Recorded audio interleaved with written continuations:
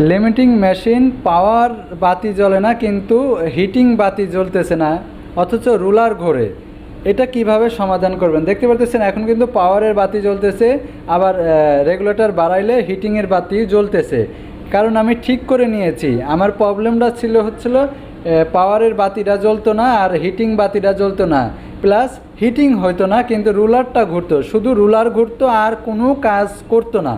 তো কীভাবে সমাধান করছি? তো দেখতে পাচ্ছেন যে সার্কিট বোর্ডটা, এই সার্কিট বোর্ডের মধ্যে যে পার্টসগুলো, সেই পার্টসগুলো নষ্ট হয়ে যাওয়ার কারণেই আপনার হিটিং কয়েল ঠিকমতো ধরতেছে না, হিট হচ্ছে না, প্লাস ইন্ডিকেটর বাতি যে পাওয়ারের যে বাতি সেটাও জ্বলতেছিল না। জাস্ট এখানে কয়েকটা পার্টস নষ্ট হয়ে গেছিলো, যেরকম একটা জিনার ডায়োড নষ্ট হয়েছিল, আমি চেঞ্জ করে দিয়েছি। তারপরে এখানে প্রোগ্রামিং আইসি, মানে প্রোগ্রামিং আইসি না, এখানে যে আইসিটা থাকে সেই আইসিটা নষ্ট হয়ে গেছিলো। এই যে এই আইসিটা নষ্ট হয়ে গেছিলো, এটা চেঞ্জ করে দিয়েছি। একটা 12 ভোল্টের 2 ওয়াটের একটা জিনার ডায়োড ছিল, সেটা নষ্ট হয়ে গেছে।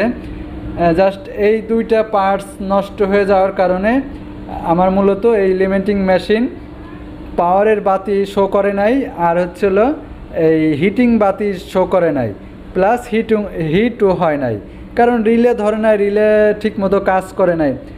এই ধরনের ভিডিও আপনারা যদি রেগুলার পেতে চান তাহলে চ্যানেলটা সাবস্ক্রাইব করে রাখতে পারেন। তাহলে আমি লিমিটিং মেশিনের সার্কিট বোর্ডে এই একটা আইসি 8 পিনের আইসি আর হলো আপনার জিনার ডায়োড 12 ভোল্ট জিনার ডায়োডটা নষ্ট হয়েছিল, আমি চেঞ্জ করে দিয়েছি, রিলেটা ঠিক আছে।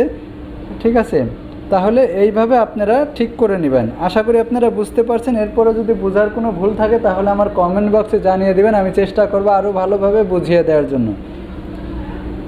তাহলে লিমিটিং মেশিন আপনার কিভাবে ঠিক করতে হয়, এই যে দেখেন এইখানে 3টে সুইচ আছে, একটা হচ্ছিল রিভার্স আর একটা ফরওয়ার্ড, আর একটা হলো একটা রিভার্স ফরওয়ার্ড, আর একটা হলো আপনার ম্যানুয়ালিভাবে কাজ করে, একটা আপনার অটো কাজ করে, আর একটা ম্যানুয়ালে কাজ করে।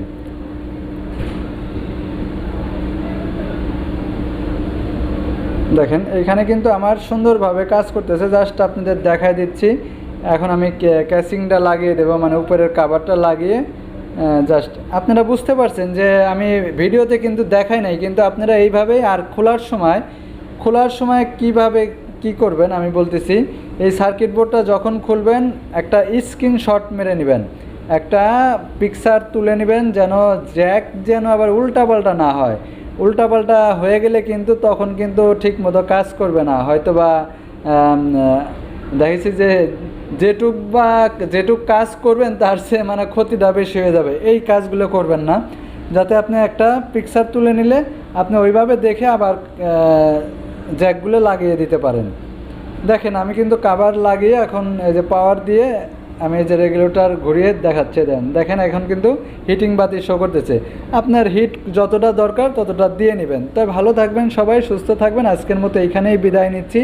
পরবর্তী ভিডিও দেখার জন্য আমন্ত্রণ রইল। আল্লাহ হাফেজ।